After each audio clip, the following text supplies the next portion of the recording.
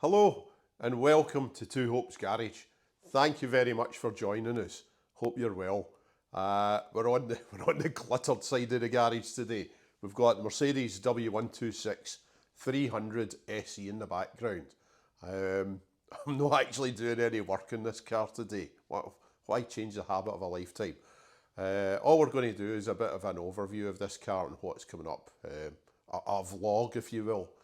We'll have a look at how long it's been dead and why it's been dead for so long, and it's been parked up a while. We'll also have a wee look at the board of shame over there, with just off camera, with all the jobs that are mounting up on this and needing doing.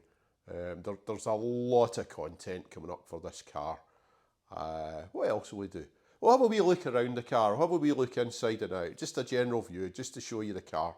It's a lovely old car, but it needs a wee bit of attention. I've got the dealer invoice for this car. You can see how this was optioned from new and just how much these things cost. Bearing in mind, this is a 300 SE, so it's down at the bottom of the S-Class range. And and for the older viewer, and I suspect the audience or the owners of these are a bit more mature without wishing to do sweeping generalisations. In fact, you know what? If you're under 50 and you're cutting about in one of these, stick it down in the comments. Tell me I'm wrong. Tell me I'm wrong. I think we're all a wee bit more advanced in our years, if we want. Anyway, that's beside the point. For the older viewers, and maybe for a few of the younger ones, there's a tenuous link that this car has to Jerry Rafferty of Baker Street fame. So I'll let you know about that later on in the video. Anyway, without further ado, we'll plunge into whatever's coming up next. I know not what. It's not that well planned, but it'll be good. Keep watching and we'll see what's coming up next on this. Cheers. So why has the car been dead for 6 years, Jace? Because the title says 6 years. Well, I'll tell you why. Back on the 14th of November 2017, the MOT for this ran out on the car. Now, the MOT over here in the UK, if you don't know, is a certificate of roadworthiness that has to get every year for cars between 3 and 40 years old. I took it off the road, not because there was anything wrong with it, but because I wanted to do it up over the winter. I didn't really want to be driving in the winter. I felt it was a bit nice for that.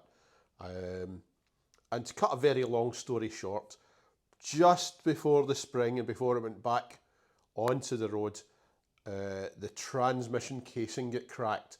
So essentially it's a cracked transmission casing for the last 6 years. The irony was I didn't even need to be working on the transmission because it had just had its fluid and filter changed, I think a year or two before, which is a job I was doing when it cracked. Essentially one of the bolts had to be drilled out and it didn't go grand. Basically life got in the way. Some of the garages didn't really want it as a job because it would be dead on their ramps for a while, which is understandable. I bought a set of ramps to get up into the air to work on it. Basically life got in the way. I had stuff going on at work. I travel a bit at work. The house was fairly new to us, so I was doing stuff in the house. And I've got 2 small kids and a job, and my wife works. And as you know, if you've got older cars, you do not always get time to work on them. So it's only at this point in 2024 that I'm making a it's only at this point in 2024 that I'm making a conscious effort to try and get this vehicle back in the road. It was meant to be last year, which is why I've got a board of shame just there. I'll talk about that in a sec. But last year didn't happen. I could say it's going to be on the road for spring. It's not going to be on the road for spring. If I can get this car back on the road this year, I'll be chuffed. You'll see over there this sec. There's a lot of work. There's a lot of good content coming up. If you like your old Mercedes, there's a lot of good content coming up on this car. So we'll have a look at the board of shame next. So here's the board of shame. I'll explain about this. Hopefully this is legible for you. And as a bonus, you just get my hand in the shot, I think. Yeah, you do. You just get my hand in the shot rather than my coupon. So at work, there's myself and another couple of guys have had cars that are off the road or have been off the road for a wee while. Mine been off the road the longest? I think it has been. So Paddy, the other guy, he's got an old camper van that's got done up. Yeah, he gave us a whiteboard to put all the stuff on. So you can see the Camaro, it's okay. It's just got a few bits and pieces that are, I can go and start that and drive it away, it's fine. So it's got a few bits and pieces. Here's what we've got coming up for the Mercedes. So I'll run down it very quickly. Transmission, remove, repair, refit. So that needs to come out and get the casing welded up. Obviously, we've got transmission seals. As the car's 30 odd years old, while I'm underneath it, I think we'll get some of the rubber components replaced. Centre line bearing carrier, I think, could probably get changed. Transmission rear rubber mount definitely needs changed. Shift link bushings, I'd be crazy to have the transmission out and not change them. Likewise, probably with the neutral safety switch, I'll have a look at the vacuum modulator, see if that's going okay. Yeah, inspect and drain and refill torque converter, that's by the by. Front and rear flex discs, it's the original ones that's on that, so they've got a few wee cracks in them. I've got new parts for that. Rear diff mount, that's probably going to be the first job that comes up. I know that doesn't make sense in any way, shape or form with regards to what else is going on. I've got a diff mount there, quick easy job, it's content, gets me back into working in the Mercedes. That's our first job, I think. Yes, I know it doesn't make sense. Rear subframe bushes, they probably need changing. It's sitting a wee bit low. We'll see how it looks once the diff mount. Exhaust donuts, again, they'll be off. Change it. Rear shocks, I've got a set of them. All the stuff you'd do on an older vehicle. Discs and pads, all round will get done. The brake hoses, all round will get done. Rear calipers, it's saying change there. I'm going to rebuild the calipers, I think. I've got a feeling they've been sitting too long and they're going to be a bit gummed up. So we'll get a rebuild kit and all the calipers and do them. Fuel tank, inspect the fuel tank. This car has been sitting for a few years. It's not had much petrol in it. I made a point of getting the petrol out. However, I think we're going to have petrol issues on it. The longer you leave cars sitting, the worse they get. Likewise, rubber fuel lines, just changing them, not even thinking about that. They're getting changed. Fuel filters front and rear, obviously. Fuel injectors. Now, it was running grand. I suspect it might not be running quite as grand when I start it up again. We'll run it for a bit, see how it goes. I think rather than replace them, I'm going to get the originals refurbished. Spark plugs, dizzy cap and rotor, yeah, I've got them, we'll change them. In fact, I don't have them, but we'll change them. Battery definitely needs changed. Fuse box contacts, they'll be a bit corroded, we'll sort them out. Change all the fuses.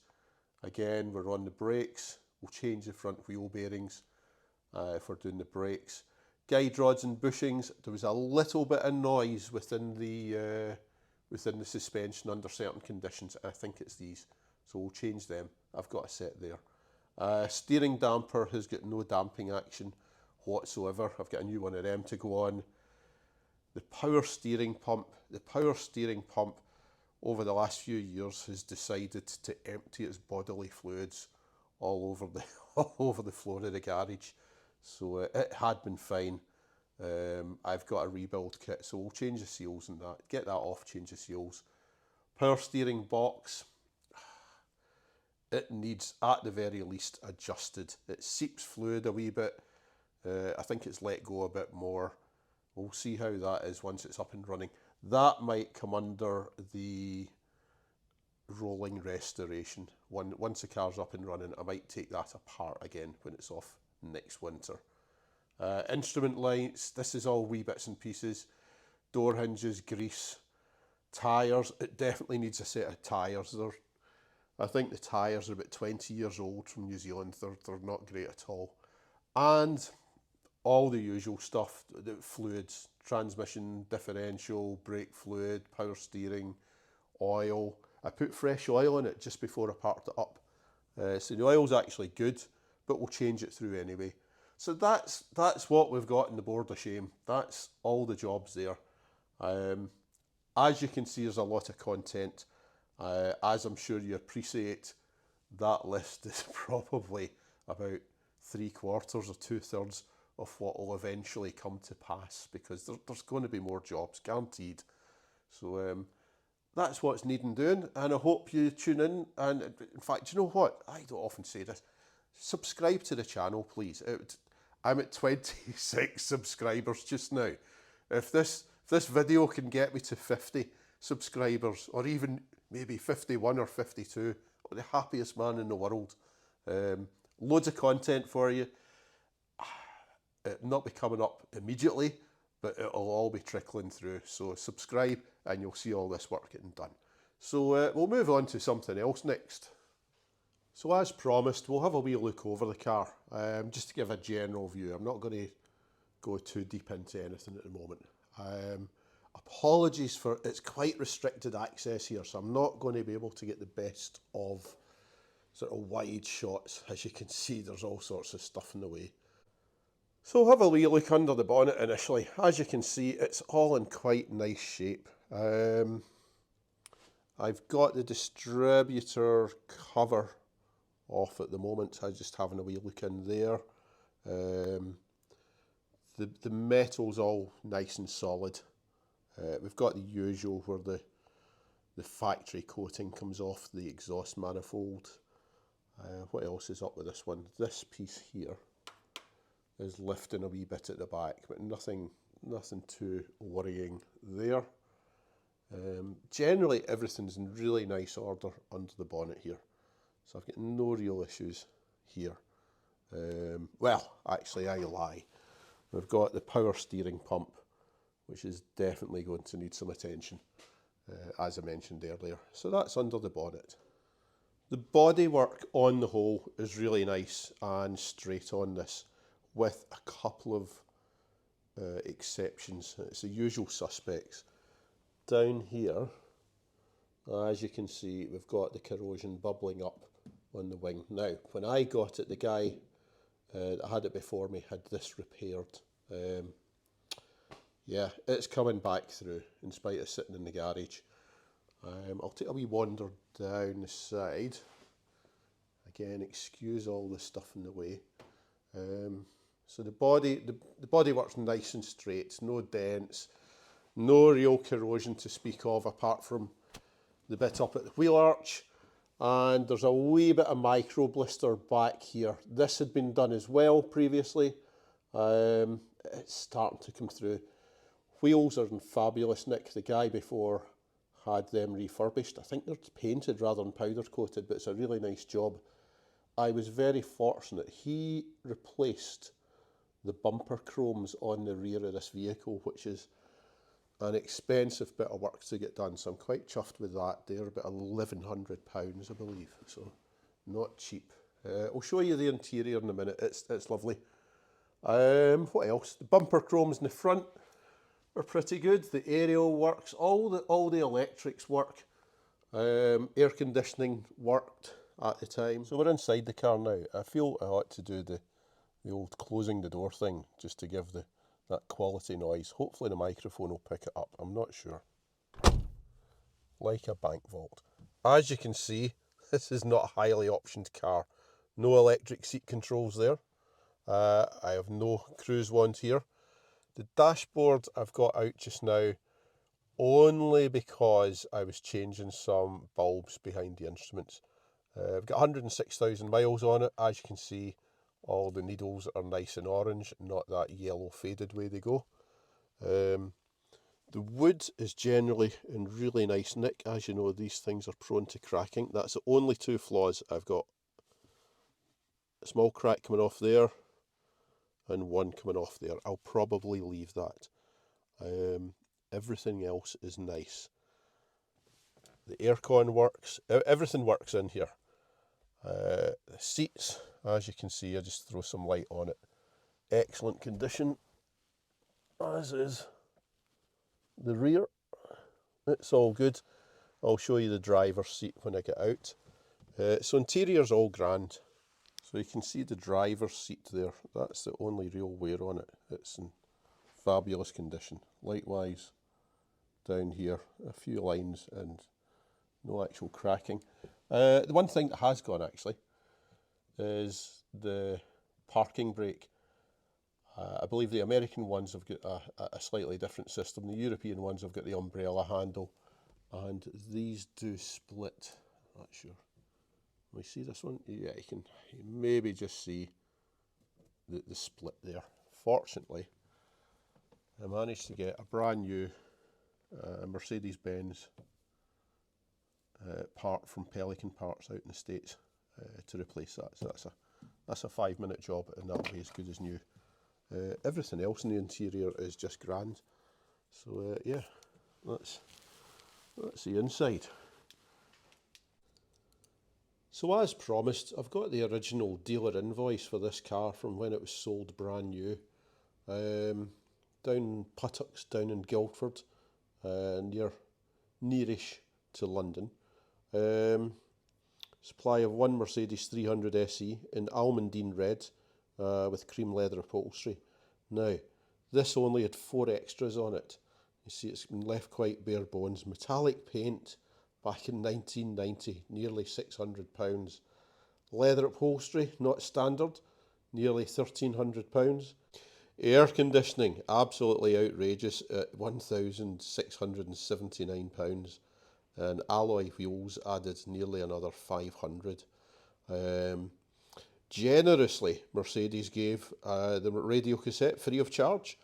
Car tax £2,500 nearly. And a road pack.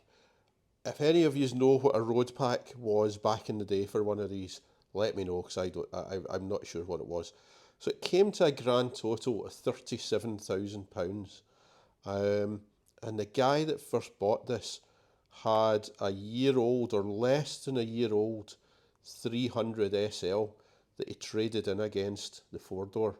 He got £35,000 for his trade-in and handed over a grand total of £2,036.20 to the dealers. So no small beer back in the day. What I will do, I will get an inflation calculator on the go, and I will put numbers somewhere about there for, whoa, I've lost focus, there we go, for what the equivalent is these days. I've the bits of white paper are to cover up the details of the original owner. So that's how much it cost. Not a cheap vehicle by any means. So that's the Mercedes 300 SE. Why it's been dead for so long, how much it cost, and what it's needing doing to it.